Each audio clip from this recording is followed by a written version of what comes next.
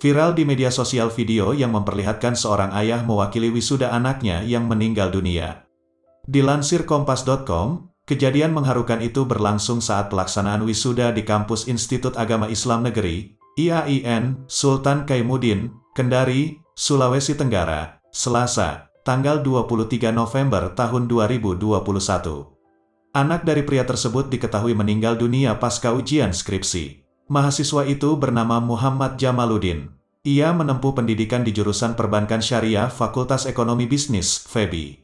Adapun sang ayah bernama Hasanuddin Daeng Gassing.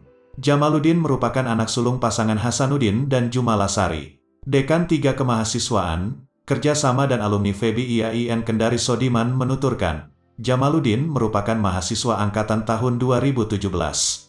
Jamaluddin menyelesaikan studinya tepat waktu pada semester 8 atau 3 tahun 10 bulan.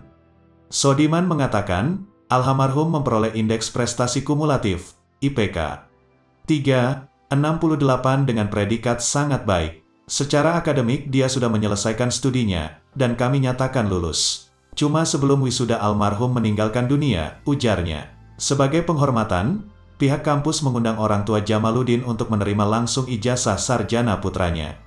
Sebenarnya kami undang bapak dan ibunya, tapi yang hadir bapak dan satu wakilnya karena ibunya tidak sanggup hadir dalam acara wisuda, ucap Sodirman.